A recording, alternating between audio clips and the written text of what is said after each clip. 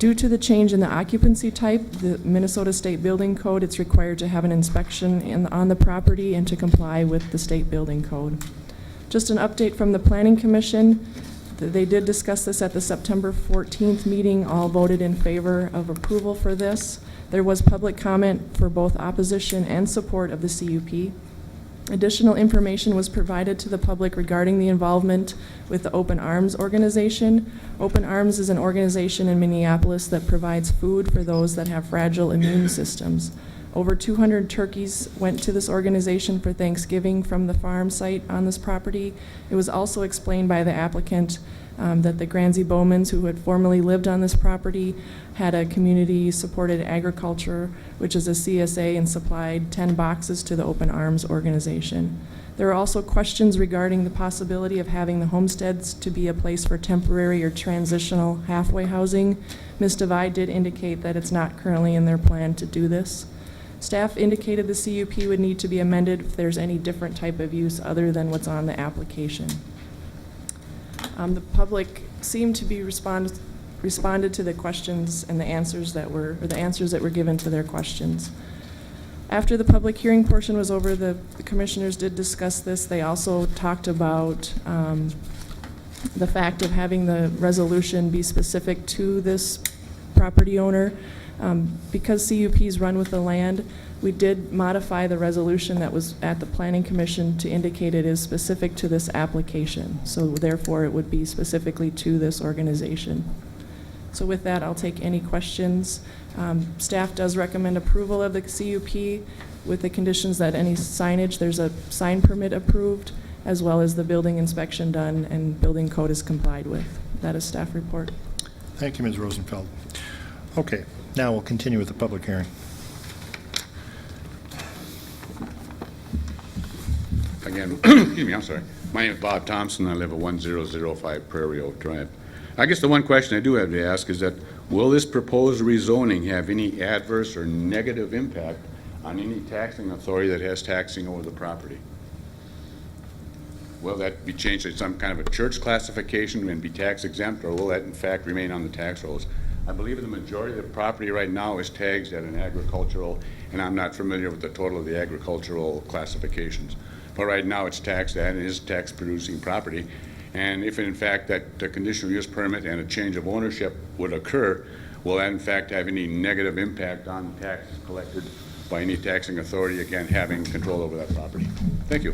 Thank you. Mr. Mayor, can I answer You bet. those questions? Mm-hmm. The property is not being rezoned. It's simply a conditional use permit, so Right. there's no change in zoning. And as far as the taxing is concerned, we had discussions with the taxation department at Scott County, and they still have to abide by all taxation laws in regards to nonprofit status. So Okay, that's so even though their they're own paperwork. even though they're a 501c3, they still have to pay. I'm not certain as to Okay. their regulations with the taxation department, but the conditional use does not necessarily change the tax impacts. Would you spend a little more time talking about that, the stipulation in the conditional use permit that applies to the specific ownership of, or this particular project? If you, maybe that would clear up some of the questions that I've already heard here. Mr. Mayor, I can point out on the resolution where it indicates now therefore be it resolved that this is to the application for the Harvest House and Prairie Oaks Institute.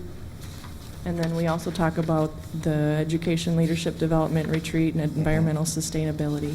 So we specifically point out that this resolution is for that application. So what that means is, will that mean that if the ownership of the land transfers to somebody else, then they would have to come to us unless they wanted to do something, I mean, if they wanted to leave it A2 and work it as an, you know, I mean, within Not the limits of necessarily A2. if the ownership changes. Okay. So the questions that I'm hearing from these folks are, if the ownership changes, does it continue on as this entity? The CUP would be approved for Prairie Oaks Institute Right. and Kim Devine Johnson. Now, Mhm. if that's different, then yes. If Kim Devine Johnson sells this property, what happens? I would have to advise legal of that question.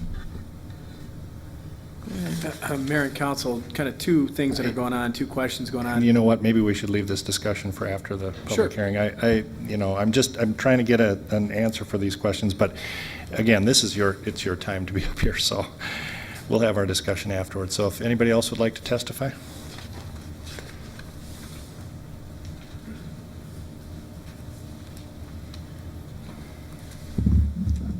Hi, I'm Kim Devine Johnson.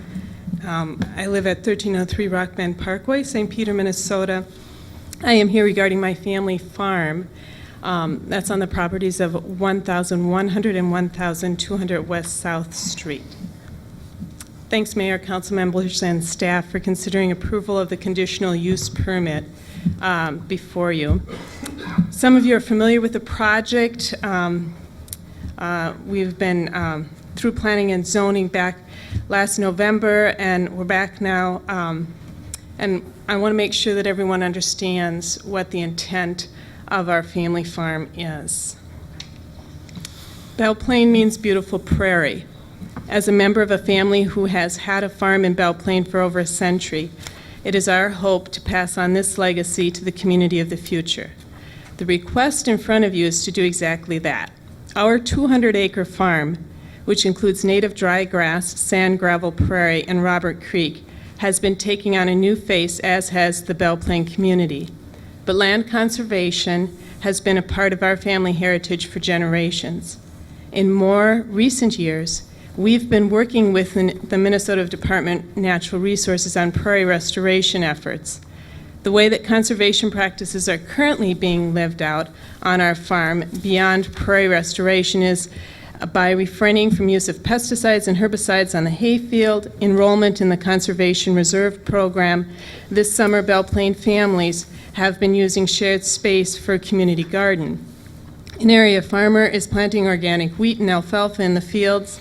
This is not to mention the happy grass-fed cattle, horses, and chicken grazing on the farm. Caring for the environment through our family farming practices has continued in this space for more than 100 years. In an effort to share the gifts of the land more fully with the community, we and several others have founded Prairie Oaks Institute, a federal 501c3 nonprofit organization. Prairie Oaks Institute desires to carry out its mission and activities on the family farm. This mission aligns with our family's values and with the heritage of the farm. I have some handouts here that some of you may have gotten in the past, but I'll just give again tonight.